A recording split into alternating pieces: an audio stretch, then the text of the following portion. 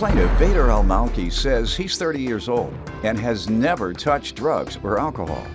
But the defendant, a former friend, is known for smoking marijuana and hash. Bader says he loaned the defendant his car, which had dental crowns inside. But when he got the car back, the crowns were gone, so he's suing.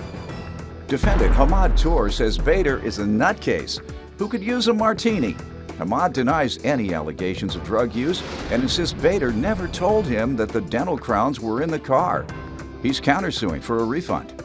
All right, start with you. Here's Mathis. I love your show. Thank you. I watch it faithfully. Okay. And I've heard people on your show sometimes say that it's okay, normal for kids to smoke and drink. And I know you said we should not generalize, which is true. I am 30 years old. I've never smoked or tasted alcohol in my life. Okay.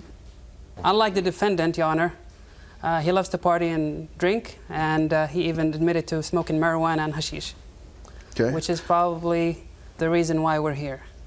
Why do you say that? That's the reason why you're here. That's not true, Your Honor.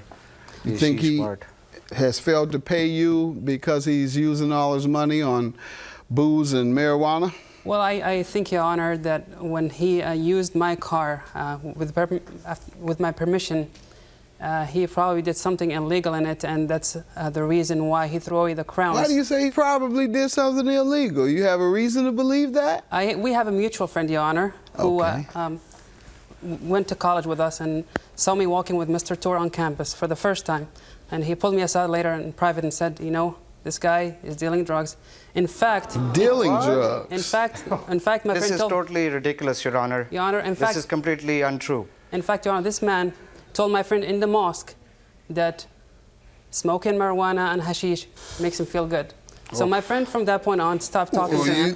He wasn't lying. He wasn't lying about that one, Tom. That's why they use it. Medical marijuana means when you're in pain, you smoke weed and you feel better. That's true, Your Honor. Like medicine. Your Honor, this man told my friend in the mosque that smoking marijuana and hashish makes him feel good. So my friend from that point on stopped talking to him. He wasn't lying. He wasn't lying about that one, Tom. Plaintiff Bader Al-Malki says he's 30 years old and has never touched drugs or alcohol. But he claims the defendant is known for smoking marijuana and hash. Were you doing either of the things he alleges, sir? These are some serious allegations which I completely don't agree with. And let's just move the back bus a little bit, and you know how he portrays to be a little bit more uptight and all stubborn, but he is actually a nutcase in a nerd shell. And I think he probably in a nerd shell. Yeah, okay. and I think he can probably use a martini right now, just a little bit. You all both in college still? We were in college. We went to school No, you together. got kicked out for that weed. I was actually the first one to get a job and to be on my foot. And I never influenced any of my actions on him or never wanted to do anything. Good. I just you wanted should to be passing judgment on him. Yeah. Well, Your Honor, we're here for the crowns that we're missing. I know. Yeah, but you brought this all up. And you've talked about everything but everything that. but the crowns. So whenever you're ready to get around to it, be my guest. Okay, Your Honor. We met in June of 2009 in college. I thought he was a very nice person. He was actually the first student I met on campus. Our friendship continued after taking that class. In January of 2010, his car broke down. You know, being good friends, I knew that he lived about 20 miles away from campus, while I only lived about 2 miles. So I offered to lend him my car for a few days till he got his car fixed. He said he needed a few days, and then he asked for a week, and then he ended up using my car for 2 weeks. I was fine with it, and then when I got my car back, I had a dentist appointment. So I looked for my crowns that came off before the time when I lent him my car, and they were not there. So I called him, said, Hamad, Where had you placed them? I placed them somewhere under the stereo where there's a gap. Put them in a piece of napkin, and I left them there.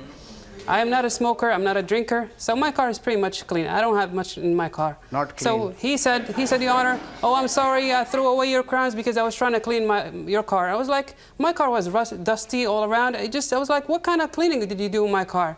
Okay, let me ask you about what happened, sir. So what actually happened was I borrowed his car for 2 weeks. My car had already broken down, and he was a good friend to lend me the car for 2 weeks. and when I was returning his car, I said, okay, it would be a good gesture to clean the car and return to him. And he had a bag of garbage sitting next to it, some busy napkins in there. I just cleaned up his car and brought it back.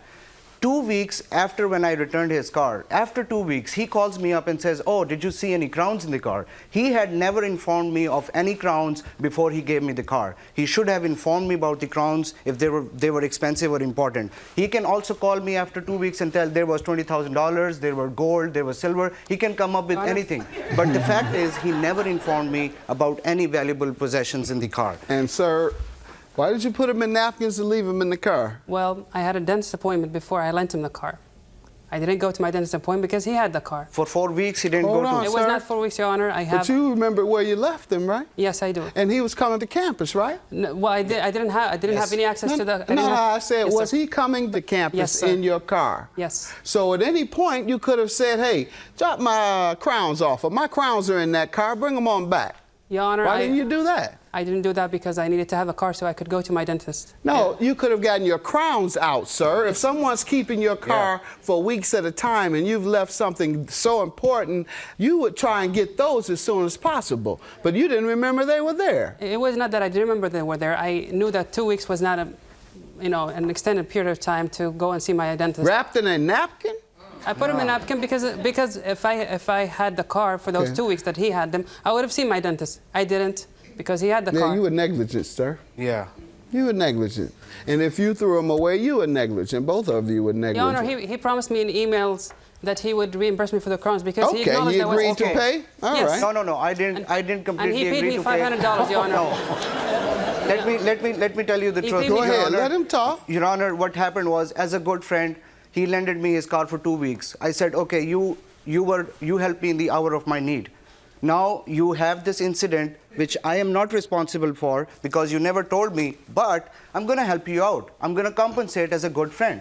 He took me hostage for the act of kindness that I did. I even paid him $500. And I said, okay, I will give him compensate because I understand his situation. He's coming from a different country, studying here. He has a little bit of financial problems. I do understand that. I don't have anything to do with it. The last part is the only thing that matters. That's what he financial. asked, Your Honor. So emails. financial part. So what I did was I gave him $500 and I said, let's talk about this more. Let's discuss this and, let's renegotiate what we discussed because we had never discussed who's going to pay the full amount, if I'm going to pay half of the amount. Conclusion. We never came to the Your Honor, conclusion. What he did instead was twisted my arm into paying him more and kind of emotionally blackmailing me. He also had called me a couple of times. Also, how did he emotionally extort you? Okay, he called me a couple of times and he told me, bro, I'm broke, I don't have food, I don't have a place to live, can you help me out? I said, okay, I can give you a little bit of money, why don't you come by my office, I'll help you out. Yeah. But that has nothing to do with the grounds, No, Your and Honor. I was under a complete impression that he will take ownership of his actions and come up with a solution like, let's split this, Your or Honor. something reasonable. Your He Honor, was totally ridiculous, and he was totally out of the blue. He started accusing me of this, and he made me feel like, I'm guilty of paying him, and he's using all those emails or text messages back and forth to his advantage. Let's see. Yeah. Your Sir, Honor, what are you presenting me He with? admitted in emails Now he says he agreed. that he would pay me the full amount. Hold on. He said he agreed to pay, but he agreed to pay based on helping you out, not based on liability or a contract. That's not what he said, Your Honor, in the emails. He said he would pay me the full amount. I have even text messages from him. Plaintiff Bader Al-Malki says he's 30 years old and has never touched drugs or alcohol. But he claims the defendant is known for smoking marijuana and hash. And what is your refund? That's your counterclaim for $500. 500 because he clearly doesn't deserve my kindness, my generosity. Your Honor. And Your Honor, and I want have another email to, from instead him. of taking ownership, I want that $500 All right. back. If it was a gift, the law is you cannot retract a gift once it is given. You can change before it's given. If you say, I'm gonna give you this, and then you say, well, I'll change my mind, then that's fine. But you can't, after you give it to a person, say, give it back to me. And Your Honor, I will keep on paying you until the whole amount is covered. Sir?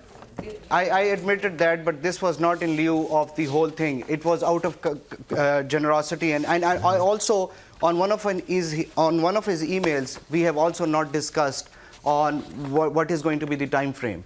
He did set a timeline for not paying me. It says here, take the hit. I believe I've paid 50%. If not, I will pay this amount as soon as I can. This was When was that? February of 2011. Okay, over a year. Over a year, and he Sir, has not that over a year is beyond a reasonable time. Whenever there is no time frame given, the law interprets that as a reasonable amount of time you are given. But, and Your over Honor, a year is a reasonable amount of time to pay back that money. He has shown me where you agreed to pay it all. So therefore, I'm going to grant him that $1,186. Your counterclaim to get your money back is, of course, dismissed. Have a good day. Thank you, Your Judgment for the Honor. plaintiff. Thank you. I wish he was kind enough to pay me back, but he didn't. No, you accused me of stuff that I never did, and you also based all your facts on the people around you. I wish you And paid me. No, I wish you paid me. I wish I would have never had the chance to even interact with you. Believe me, I feel the same way. This is completely false. This You're is just false? making this up. Get a just drug to make- test. No, Get a drug okay, test. Come on. Let's do drug tests. Okay, we'll find out.